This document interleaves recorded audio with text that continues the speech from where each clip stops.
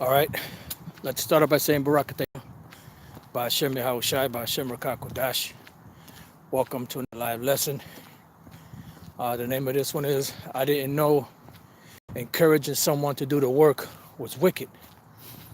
And this comes through the inspiration and power of Yahweh Ba'ashem Yahushai. A video I was just watching of the elder Karatazaba down in Baltimore. He did a video response to this guy Quanath from Fopi, and pretty much he called himself doing a response to GMS because, beginning with Elder Apostle Tahar, we've been pretty much asking him where the hell he's been. Why was he missing in action? Now all of a sudden he's popping back up, trying to reclaim his position, talking about he never left, but where you been? And pretty much brothers were putting certain comments, asking them certain questions, on one of them particular videos. And one of them guys that's with him, I don't know if it's him under a different avatar or channel or just someone that's part of his organization, asked the brother, are you doing your 3 videos a week? And as if like making mockery of that. Well, I didn't know that encouraging someone to do that 3 videos or just to push the work period was something wicked. What's so wicked about that? Especially if the man that's telling you to do the videos is doing the videos himself, and doing above and beyond what he has brothers to do. Now the scriptures say in Matthew 23 concerning this guy Quanath, do as they say and not as they do, because they say and do not. But in the case of Elder Apostle Tahar, who gave the decree for brothers to do their 3 videos a week, he's doing more than 3 videos a week. Sometimes he'll do 3 videos in one day, sometimes 4, sometimes more, depending on the spirit. And when you read the book of Hebrews 10, roughly around 25th verse or so, it says to provoke one another unto doing the work. I can't remember the exact quote, so I can't pull up no scriptures, but it says something along the line of provoke one another unto love. There you go. And good deeds or something along those lines. And when you look up that word provoke, the word provoke means to irritate, to urge brothers to the point of irritation to do this work. Why? Because it's very important.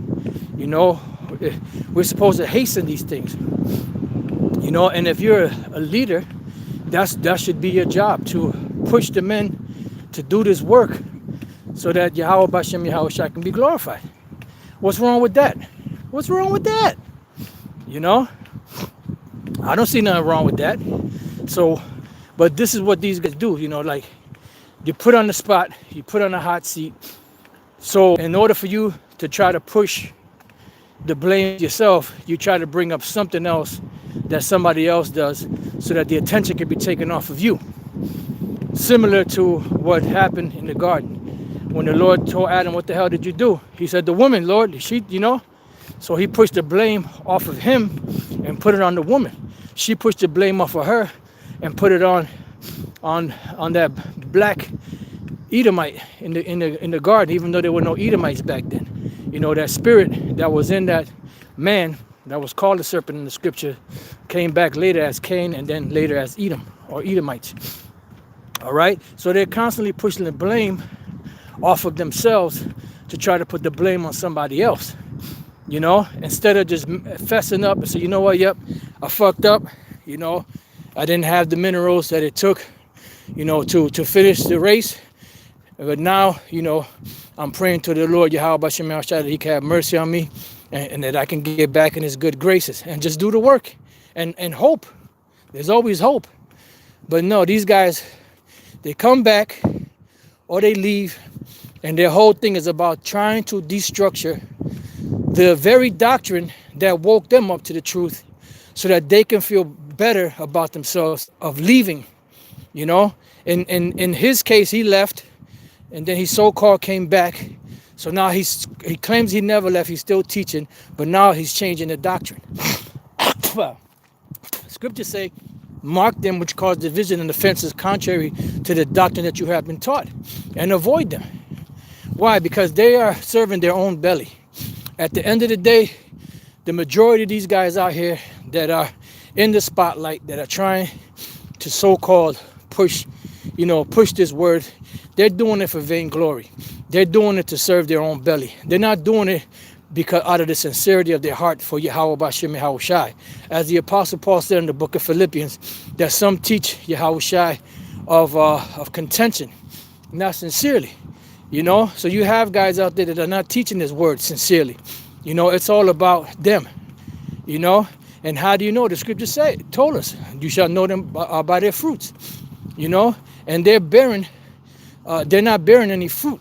They're bearing thistles, because they are those weeds in the garden that are trying to choke the fruit of the good vine and of the good trees. You know, they're trying to choke this word, but the Lord is not going to allow that, because the only ones that are going to get caught up by that madness are the ones that the Lord doesn't want. You know, and you got to remember that there's a greater number of Israelites that will be destroyed than not. And what better way to get them than by setting up individuals to teach false doctrines to pull away those that the Most High doesn't want. No, that's one of the ways of doing it. You know, and the majority of these Israelites that are coming to this, they're coming for entertainment. They're not coming for the word of Yahweh Bashem Yahweh Shai. They're coming for the gimmicks that these so-called leaders are setting up to draw them into this thing, not because they fear the Lord and they want to be saved, and they want to hear and understand and listen to the words and get the understanding so that they could become teachers, you know, or become righteous women. You know, they come into this thing because there's a gimmick involved. If you get involved with this particular camp, you could be militant. If you get involved with this particular camp, you can get a record deal, or you can get a wife can be provided for you, and a marriage ceremony, and you possibly can win the lottery ticket and get a cruise. They come into it because they could probably get a record deal, or they see how everybody's always going to picnics and partying, and making songs, and partying at the Passover. Oh, that looks like a fun place to be. And that's why they're getting involved. The gimmicks. The scriptures are not about gimmicks. The word stands alone. The word doesn't need any gimmick or anything to help propagate it or push it forward. And that's why a lot of these Israelites that are coming to the truth now, or so-called coming to the truth, a lot of them are going to be destroyed because they're not coming to it with a pure heart. As it tells you in the book of Hebrews, the 10th chapter. They're not coming into this with a pure heart. They're coming into this thing for the gimmicks. And the Most High is not dealing with that. They're coming into this thing, and a lot of them don't even get involved. It tells you that Ezekiel the 30th chapter, I believe it is. It tells you that Matthew 11th chapter. That we have piped unto you and you ain't danced. This is like a very lovely song to you. And a lot of you just come to this thing for entertainment. And this is not about entertainment. This is deadly serious, man. This word can save your life, if you are part of the elect and if you endure to the end. But how can you endure to the end when your whole mind frame and mindset is all set upon coming into this thing for gimmicks, coming into this thing for a false pretense, because you couldn't make it in the world as a singer or a rapper or whatever the case is. Now you're coming into this thing to hope that you can get a record deal, with one of them Israelite groups because you think that's going to make you famous. What that means, that deep down inside, you always wanted that fame, You always wanted that fame. And it's not about the word. It's about serving your own belly. And you got a lot of people out there like that. Leaders, followers, men that are in positions of authority. I'm just talking about Israelites. I'm not talking about anybody else. you know. So these guys, they'll do this work when it's convenient for them. The Most High got to be on their dime. They can't be on the Most High's time. The Most High got to be on their dime. You know, whenever they, fix themselves to go out and it's convenient for them, then they go out. The Most High, he just got to sit on the shelf for them. The Most High is going to destroy a lot of you guys, man. A lot of you guys are going to be destroyed, you know. And I'm going to tell you like this, I don't see what's so bad about encouraging someone to do and push more videos out there, to push this word out there. I don't see how that's wicked. I don't see how that's man pleasing. The spirit is like, when you go back into the history, you bring up certain men, prophets back then. What were they doing? They were encouraging the people to do what? To follow the Lord, to do for the Lord, to give their all. Since you fell away from the Lord, seek him 10 times more. What does that mean? That means the same energy you expelled to leave the Lord, you should expel into getting closer to him. And how do we get closer to Yahweh Bashem and Yahushai? By doing the things that are pleasing unto him. What things are pleasing unto him? Doing the work. What did Yahushai say? He said, my meat is to do the work of the Lord and to finish his work. And then the guy cut himself when he said, show me the YouTube, the highways and the byways. Is that the only way to do the work? No, it's not. But that's the main way to do the work. Scripture say we're supposed to be out there. A city that's set on the hill cannot be hid. No man lights a candle to put it under a bushel or something like that, but sets it so that the whole house can see it. Salakia.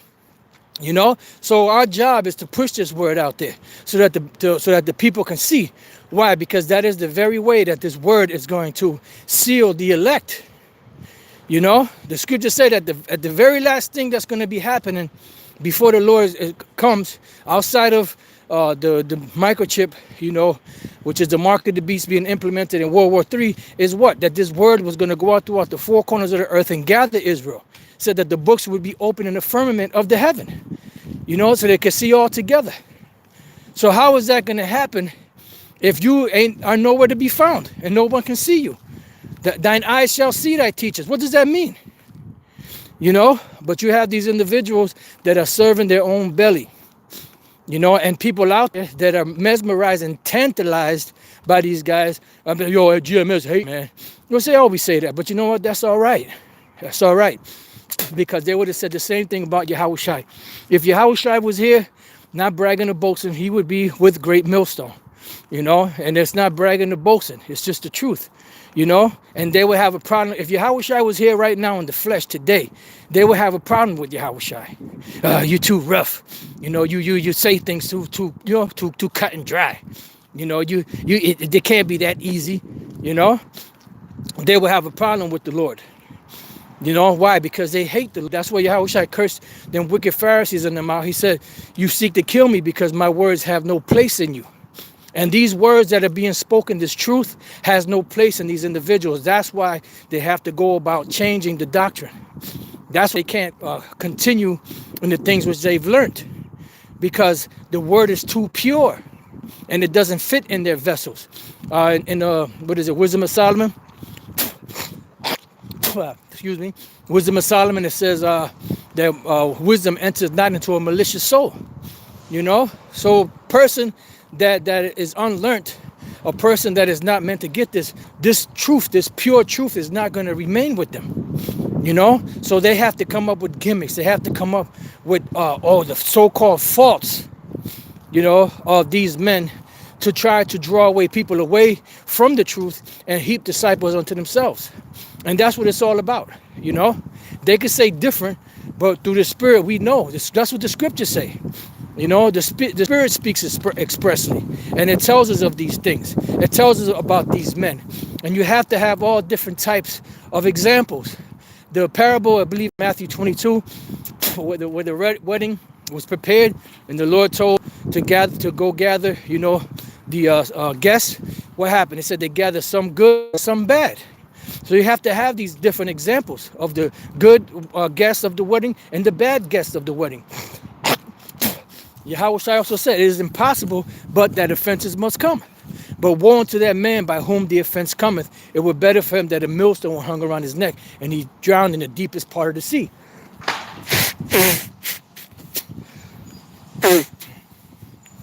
Feel like it, brother. You know, it's got a lot of fluid coming up out my nose, but you know, so that's the bottom line, man. You know, they're not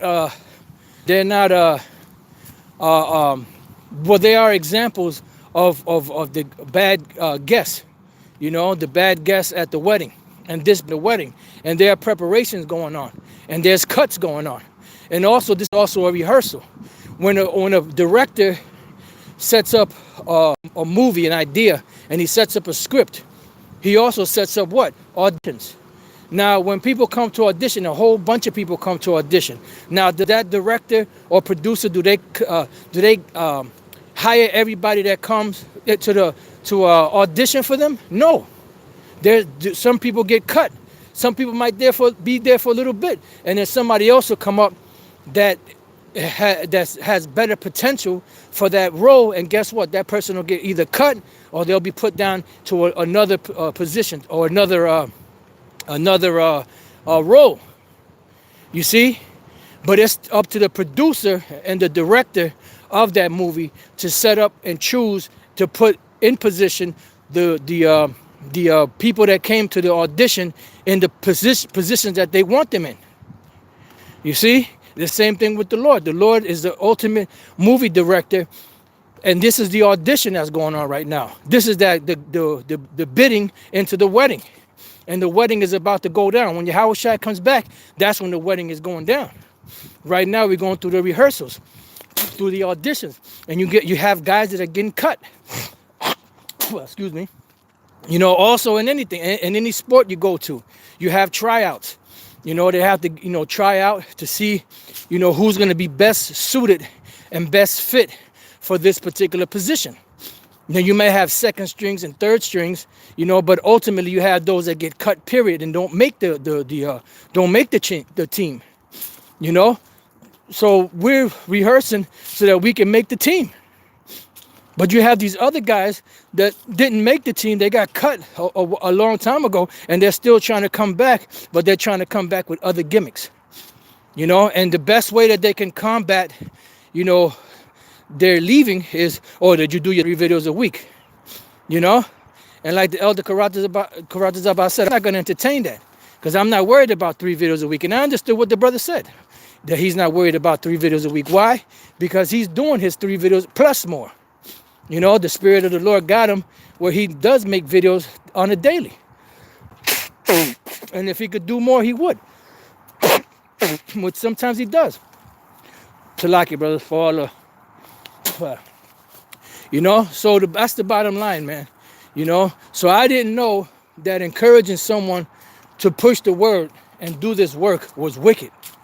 I don't understand that. When the scriptures tell us, once again, to provoke one another to love and to good deeds or to good works, and what's that? To push brothers to the point of irritation. When you look that word up in the Greek, I can't remember the actual word in the Greek.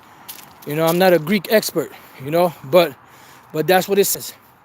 And brothers, should be happy, about that, because this is just constantly pushing this word out there and flooding these devils, and that's why these devils are getting nervous. And it's not just bitch ass E and the other nations that's getting nervous, especially bitch ass E. It's also these other Israelites that know that they're Israelites who ain't right, and they're hoping like hell that the men that are set up to reprove the nation, fall by the wayside, so that they feel better about themselves, so that they can go back doing what they want to do. There has to be a hedge there, man. Yahweh Bashem Yahushai, the angels, that's the hedge. But then you have men that are shepherds to make sure the sheep are going down the right path. Because sometimes the sheep go astray. And sometimes, yourself, sometimes if you let brothers just to be on their own, what happens? They become corrupted. A child left to himself becomes self-willed. So you have to have some type of structure there. Some type of a leadership mechanism set in place to be able to set everything in the proper order.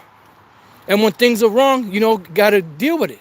You know, deal with it until the situation is ironed out. You know, but a lot of individuals don't want that. And that's why them guys that come in the wrong way, like Quanath or Elder Quanath, you know, self-proclaimed elder, you know, he is getting offended because he didn't want to come up under the order. And that's what the scripture said, you can't put new wine into old bottles. That dude came in as an old dude already. He was older, you know. Not that he's a elderly or none of that, but he was older when he came in. So he was somewhat set in his ways.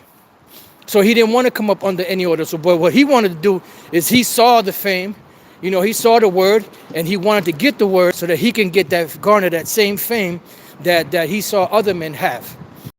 And he, you know, he's going to deny it. But look, man, Spirit has given us the ability to see right through you guys, man, you know. And we know exactly where you guys are coming from because we dealt with guys like you from the beginning. We've seen your kind coming and going many times before. You know, so you can't fool nobody, man. You know? But once again, just to cap it off, I didn't know it was wicked to encourage someone to work. You know? I didn't know you would ridicule someone for earnestly pushing brothers in sincerity to do this work. What's so wrong with that? What's wrong with that? There's nothing wrong with that. You know? So with that, you know, I pray that your brothers have been edified. Until the next time I say shalom.